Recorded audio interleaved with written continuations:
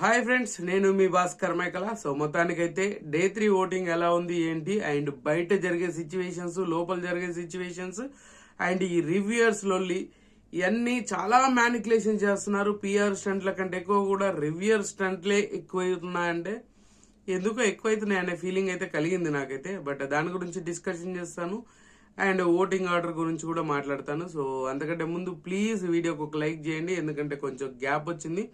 Video మళ్ళీ push అవ్వాలి అని అంటే మీ లైక్ అనేది చాలా ఇంపాక్ట్ చూపిస్తుంది నా వీడియో మీద. సో వీడియో ఎండ్ వరకు చూసే ప్రయత్నం అయితే ఖచ్చితంగా చేయండి. అండ్ హైప్ అనే బటన్ ఉంది కదా, దాని మీద క్లిక్ చేయండి. వీడియో మధ్యలో ఎక్కడైనా నచ్చింది అనుకోండి, ఖచ్చితంగా సబ్స్క్రైబ్ చేసుకోండి. ఇంకా లేట్ చేయను. ఓటింగ్ ఆర్డర్ గురించి మాట్లాడేదానికంటే ముందు అసలు హౌస్లో ఏం జరుగుతుంది అని అంటే, అసలు హౌస్లోకి ఎక్స్ కంటెస్టెంట్ తీసుకురావడం మీద మీకేమనిపించిందో కామెంట్ చేయండి. నాకేమనిపించింది అని అంటే, ఎక్స్ కంటెస్టెంట్స్ తీసుకొచ్చి ఉన్న సీజన్ ని ఇంకేదో చేద్దాము అని అనుకొని కొత్త కొత్త థాట్స్ తీసుకొద్దామని చెప్పేసి BB9 టీం ఏదైతే ఉందో వాళ్ళు చాలా ఇంపాక్ట్ చూపించేట్టుగా చేద్దాము, ప్లాన్ చేద్దాము అని చెప్పేసి అనుకుంటూ ఉన్నారు. బట్ ఇక్కడ ఏమైపోతుంది అని అంటే, ఆల్రెడీ చూసిందే చూసి సిచ్యువేషన్స్ అంతా మళ్ళీ మొదటికే వస్తుంది. ఈ ఎక్స్ కంటెస్టెంట్స్ తీసుకురావడము, వీళ్ళతో గేమ్స్ ఆడిపించి వాళ్ళకు కెప్టెన్సీ కంటెండర్ చేయడము, దీనికంటే వాళ్ళల్లో వాళ్ళకే పెట్టేసి వాళ్ళల్లో వాళ్ళనే చేసేసి వీళ్ళేదో జడ్జిమెంట్ లాగా చూపించుకుంటే బాగుంటుంది. బట్ వీళ్ళని ఎక్స్ కంటెస్టెంట్స్ లోపల తీసుకెళ్లి డిఫరెంట్ వేలో ప్రొజెక్ట్ చేయడానికి ట్రై చేస్తున్నారు. ఏదో కొత్తదనాన్ని తీసుకురావాలి అని అనుకుంటున్నారు, కానీ ఆ కొత్తదనం కాస్త ఎక్కడికో కొట్టుకుపోయేలా ఉంది. ఆ సిచ్యువేషన్స్ అవి వీళ్ళకి ఏందనంటే, బయట నుంచి పర్సన్స్ వచ్చారు అని అంటే ఆల్మోస్ట్ ఇంట్ల మీద ఇంట్లు ఇస్తున్నారు. ఆ ఇంట్ల మీద ఇంట్లు ఇవ్వడం ఎందుకు అంటే, బిగ్ బాస్ ఎవరిని విన్నర్ని ఇవ్వాలి, ఎవరిని రన్నర్ని చేయాలి అనేది వీళ్ళే డిసైడ్ చేసి వాళ్ళకి ఇంట్లు ఇస్తున్నారా? సో అవన్నీ ఆలోచించుకుంటే మాత్రం నిజంగా ఇది డిజాస్టర్ లాగా సైడ్కి వెళ్ళిపోతుంది. అరే ఇన్ని వారాలు, ఇన్నిసార్లు, ఇంత ఆడియన్స్, ఇంత మంది కూడా ఇదే ఇన్ఫో ఇచ్చుకుంటూ వెళ్తే ఆ విన్నింగ్ రేస్లో ఆల్మోస్ట్ వన్ సైడ్ అయిపోతుంది. ఇప్పుడు చాలా మంది దాన్ని సైడ్ చేయడానికి, వన్ సైడ్ని కాస్త సైడ్ చేయడానికి చాలా మంది వీళ్ళు టాప్లో ఉన్నారు, వీళ్ళు తోపులా ఉన్నారు, వీళ్ళు ఇరగదీసేస్తున్నారు అని చాలా విషయాలు మాట్లాడుతున్నారు. బట్ కానీ సిచ్యువేషన్, విన్నర్ రేస్ మొత్తం అంతా వార్ వన్ సైడ్ లాగానే మారబోతున్నట్టుగానే ఉంది. సో కావలసుకొని ఈసారి ఓటింగ్ ఆర్డర్స్ కానీ, సిచ్యువేషన్స్ కానీ ఏదైనా కూడా ఒక వేలో వెళ్ళిపోతుంది అనమాట. వన్ సైడే ఒక్కరి చుట్టే తిరుగుతుంది. ఆ ఒక్కరు కూడా ఎవరో కాదు, తనుజ చుట్టే తిరుగుతుంది. ఇది ఎవరు నమ్మినా నమ్మకపోయినా ఇదే నిజం. కావాల్సిన విధంగా నెగిటివ్ చేస్తున్నాడు, కావాల్సిన విధంగా పాజిటివ్ చేస్తున్నారు. సిచ్యువేషన్ స్కోపే లేని దగ్గర కూడా తనుజాన్ని నెగిటివ్ చేసే పరిస్థితిలో కూడా ఉంది సిచ్యువేషన్. కావలసుకొని టార్గెట్ చేస్తున్నారు. చాలా మంది బీబీ టీం ఖచ్చితంగా తనుజకు బీభత్సంగా సపోర్ట్ చేస్తున్నారు. నేను ఓపెన్ గా చెప్తున్నాను, బీబీ టీం సపోర్ట్ చేసేది దివ్యాకు సపోర్ట్ చేస్తుంది, భరణికి సపోర్ట్ చేస్తుంది, రీతుకు సపోర్ట్ చేస్తుంది. ఈ ముగ్గురికి ఖచ్చితంగా బీబీ టీం సపోర్ట్ చేస్తుంది. ఇది ఎవరు ఒప్పుకున్నా ఒప్పుకోకపోయినా ఇదే ఫ్యాక్ట్, ఇదే నిజం కూడా. దీన్ని పక్కదోవ పట్టించేసి మిగతా వాళ్ళంతా సిచ్యువేషన్ అంతా కంప్లీట్ గా ఆపోజిట్ వేలో ప్రొజెక్ట్ చేస్తున్నారు. తనుజాకి BB team support, management quota ఇలాంటివి చాలా మాట్లాడుతున్నారు. బట్ మీరు ఫస్ట్ నుంచి చూసుకున్నా కూడా తనుజ విషయంలో అది నెగిటివ్ ఆర్ పాజిటివ్ కంటెంట్ ఖచ్చితంగా వస్తుంది, ఖచ్చితంగా గేమ్ ఆడుతుంది, ఖచ్చితంగా కాంట్రవర్సీ చేస్తుంది, ఖచ్చితంగా అరుస్తుంది, వాయిస్ రేజ్ చేసే దగ్గర అయినా, చెయ్యని దగ్గర అయినా గట్టిగానే మాట్లాడుతుంది. ఇలాంటి చాలా చూసుకుంటే తనుజ చుట్టే తిరుగుతుంది. మీరు ఏ వీకెండ్ చూసుకున్నా కూడా తనుజ చుట్టే మాట్లాడుతూ ఉంటారు. తనుజను టార్గెట్ చేసి తనుజ చుట్టూ ఒక సర్కిల్ గీసి దాని చుట్టే తిప్పుతున్నట్టుగా ఉంటది ఏదైనా కూడా. సో ఆ విధంగా చూసుకుంటే ఖచ్చితంగా తనుజ ఆఫ్లైన్ ఓటింగ్లలో ఏదైతే ఉందో చాలా మంది రివ్యూవర్స్ కూడా టాప్ పొజిషన్ వచ్చింది తనుజ అనే కాదు, అండ్ కళ్యాణ్కి టాప్ పొజిషన్ ఓటింగ్ పడుతుంది, దిమ్మ తిరిగిపోయే ఓటింగ్ పడుతుంది, తనుజ అయిపోయింది, చేసేశారు అని అంటున్నారు. బట్ ఇది ఎంత మాత్రం నిజం కాదు, ఏ మాత్రం ఫ్యాక్ట్ కాదు. ఓటింగ్ అనేది ఇద్దరి మధ్యలో ఓటింగ్ డిఫరెన్స్ అనేది తగ్గింది. దట్టు ఎందుకు తగ్గింది అనే దాన్ని కూడా రీజన్ చెప్తాను నేను. సో తనుజాకి అండ్ కళ్యాణ్కి ఎందుకు మధ్యలో ఇంతకుముందు చాలా డిఫరెన్స్ ఉండేది, ఇప్పుడు ఎందుకు తక్కువ అయింది అని అంటే, మెయిన్ కాన్సెప్ట్ వచ్చేసరికి ఈ కింద ఎవరైతే ఉన్నారో అండ్ దివ్య ఫ్యాన్స్ అవని, సంజన ఫ్యాన్స్ అవని, సుమన్ శెట్టి ఫ్యాన్స్ అవని, మన బర్నీ గారి ఫ్యాన్స్ అవని, డెమోన్ ఫ్యాన్స్ అవని, ఎవరన్నా కానీ ఇక్కడ వీళ్ళకి న్యూట్రల్ గా కనెక్ట్ అయిన వాళ్ళు కొంతమంది ఉంటారు చూసారా, వాళ్ళ సైడ్ బాగానే ఉంటుంది, ఓటింగ్ అనేది చాలా క్లారిటీగా ఉంటుంది. వీళ్ళ ఫ్యాన్స్ ఎవరైతే ఉంటారో వాళ్ళ ఫ్యాన్స్ ఏమైపోతారు అంటే ఆల్మోస్ట్ మనోడికి వేస్తే ఖచ్చితంగా మనోళ్ళకి వేసినాం అనుకోండి అంత పొజిషన్కి వెళ్ళలేరు, బట్ వాళ్ళకి యూజ్ అవుతుంది కదా అనే మైండ్ సెట్లో ఫిక్స్ అయిపోయి షిఫ్ట్ అయిపోతూ ఉంటారనమాట. సో ఆ షిఫ్ట్ అయిపోయింది. మ్యాక్సిమం అఫీషియల్ ఓటింగ్కి వచ్చేసరికి చాలా మంది, ఇప్పుడు ఒక 100 మెంబర్స్ ఉంటే అందులో 50 మెంబర్స్ కదా, ఒక 10-20 మెంబర్స్ అనే వాళ్ళు షిఫ్ట్ అవుతూ ఉంటారు. మిగతా వాళ్ళందరూ ఆఫ్లైన్ ఓటింగ్ వేస్తూ ఉంటారు. అఫీషియల్ ఓటింగ్ వచ్చేసరికి అంత కాన్స్టెంట్ గా ఓటింగ్ అనేది పడదు. అది క్లియర్ గా ఎవరు ఒప్పుకున్నా ఒప్పుకోకపోయినా అదే నిజం. ఆ విధంగా బేస్ చేసుకుంటే కళ్యాణ్ టాప్ పొజిషన్ లోనే లీడ్ చేస్తున్నారు. అయినా కూడా తనుజ టాప్ పొజిషన్ లో ఉంది. తనుజ చాలా క్లారిటీ ఓటింగ్ పడుతుంది. తనుజాకి ఓట్ బ్యాంక్ ఏ ఒక్క చిన్న విషయంలో కూడా తనుజాకి ఓట్ బ్యాంక్ అనేది తగ్గలేదు. ఇది నిజం నిజం నిజం.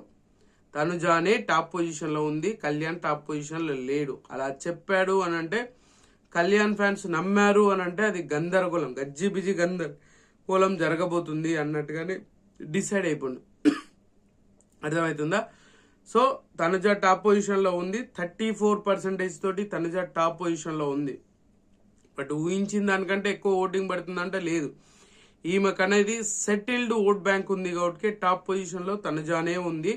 అండ్ సెకండ్ పొజిషన్ వచ్చేసరికి కళ్యాణ్ ఉన్నాడు. ఇది కూడా ఫ్యాక్ట్, ఇది నిజం, నమ్మండి మీరు. ఎందుకు కళ్యాణ్ ఫ్యాన్స్ మీరు ఓవర్ గా రియాక్ట్ అవుతున్నారో నాకు అర్థం కావట్లేదు. కానీ నిజాన్ని ఎప్పుడైనా ఖచ్చితంగా నిజాయితీగా ఒప్పుకోవాలి మీరు. ఇప్పుడు కళ్యాణ్కి టాప్ పొజిషన్ వచ్చాడు, లేనప్పుడు టాప్ పొజిషన్ వచ్చాడు అని నేనే చెప్పాను అనుకోండి, అక్కడ సిచ్యువేషన్ ఏమవుతుంది, ఈ కళ్యాణ్కి అరే మా టాప్ లో ఉన్నాడు అని చెప్పేసి ఆయన ఫ్యాన్స్ రిలాక్స్ అవుతారు. ఇప్పుడు టాప్ పొజిషన్ లో తనుజ లేదు అని చెప్తున్నారు కదా, తనుజ ఫ్యాన్స్ యాక్టివ్ అవుతారు. కానీ ఇక్కడ ఏమైపోతుందంటే తనుజ డౌన్ లో ఉంది అని చెప్పేసి బీభత్సంగా ఓట్ బ్యాంక్ అనేది పెంచడానికి చాలా మంది చేస్తుండొచ్చు. అదొక రీజన్ అయి ఉండొచ్చు. కావాల్సుకొని నెగిటివ్ చేయడానికి ఇంకొంతమంది అవ్వచ్చు. అంటే విన్నర్ ఛాన్సెస్ తక్కువ, కొంతమంది ఇప్పుడు ఆడియన్స్ ని గ్రాఫ్ చేయడానికి అయి ఉండొచ్చు. ఇప్పుడు తనుజ సెకండ్ పొజిషన్ లో ఉంటే అరే కళ్యాణ్ టాప్ పొజిషన్ లో ఉన్నాడు కదా, అరే కళ్యాణ్కి వేసేద్దాం, ఎలాగో ముందుకు వచ్చేసాడు కదా, విన్నర్ అయిపోతాడు కదా, అట్లా థాట్స్ ఉంటాయి. ఇప్పుడు ఇందులో వీళ్ళు చేస్తున్నారా, PR team, Kalyan PR team చేస్తుందా, తనుజ పిఆర్ టీం చేస్తుందా అనేది తెలియదు. బట్ ఇక్కడ లాస్ట్ కు రివ్యూవర్స్ కూడా లేపడానికి బీభత్సంగా టైర్ చేస్తున్నారు అనమాట. వంటి చేత్తో తయారు చేసినట్టు భుజాల మీద వేసుకుని లేపుతున్నారు. సో టాప్ పొజిషన్ లో తనుజ ఉంది 34% తోటి. అండ్ తర్వాత పొజిషన్ లో కళ్యాణ్ ఉన్నాడు 27% తోటి. మోస్ట్లీ ఇంకా ఓటింగ్ కొంచెం డిఫరెన్స్ కూడా ఉంది అని చెప్తున్నారు.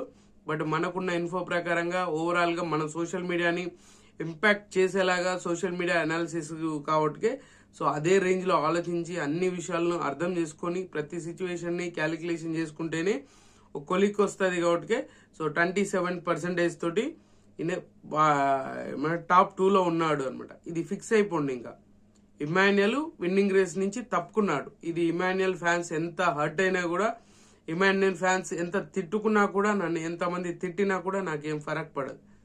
ఎందుకంటే ఈయనకు 10% ఫిక్స్ అయిపోయింది. క్లియర్ కట్ గా 10% ఓటింగ్ అనేది క్లియర్ కట్ గా నడుస్తుంది. సో అది మాత్రం చెప్పగలను.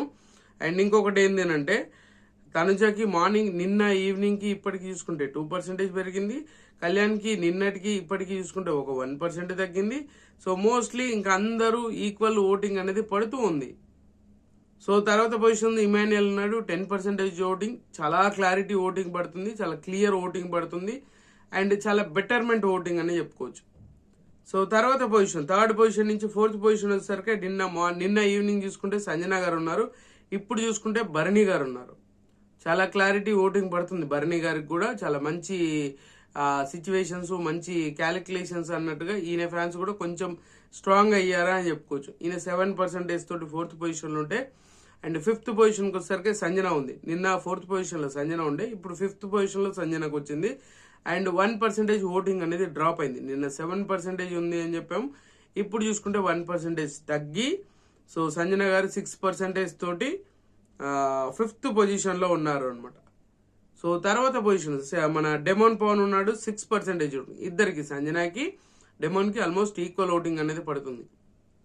సో మన ఎవరు డెమోన్ పవన్ చాలా క్లారిటీగా చాలా బాగా గేమ్ ఆడుతున్నాడు, ప్రతి సిచ్యువేషన్ బాగా హ్యాండిల్ చేయగలుగుతున్నాడు. ఇంత వేసినా ఓట్ బ్యాంక్ పెరగట్లేదు అని అంటే ఆటతో సంబంధం లేకుండా ఫ్యాన్స్ అయితే రియాక్ట్ అవుతున్నట్టుగా అనిపించింది నాకు. సో అదే జరుగుతుంది కూడా. మీరు ఎవరు ఎన్ని అనుకున్నా కూడా లోపల జరిగే సిచ్యువేషన్ ఆ గేమ్ను బట్టి ఓట్ బ్యాంక్ అనేది లేదు. ఇది క్లియర్గా అర్థం చేసుకోవాల్సిన విషయం అనమాట. సో ఎవరైతే ఫ్యాన్స్ ఉంటారో వాళ్ళ ఇంపాక్ట్ మాత్రమే చూపిస్తుంది ఈ ఎండింగ్ ఓటింగ్ వచ్చేసరికి. అంటే ఆల్మోస్ట్ వీక్స్ ఎండింగ్కి వచ్చాం మనం. సో ఫైనల్ స్టేజ్కి వచ్చాం కాబట్టి ఖచ్చితంగా ఉంటుంది అనమాట. So demon Pavan 6th position, 7th position వచ్చేసరికి మాత్రం సుమన్ శెట్టి ఉన్నాడు. సుమన్ శెట్టి అన్న ఈయన ఓట్ బ్యాంక్ అయిపోయింది, అసలు చాలా దారుణంగా పడిపోయింది అనమాట. సో ఈయనకు మాక్సిమం ఒక 10% వరకు ఆల్మోస్ట్ 3rd, 4th, 5th అన్నట్టుగా ఉండేది. లాస్ట్కు బాటమ్ 7 అంటే బాటమ్ 2లో ఉన్నాడు అనమాట.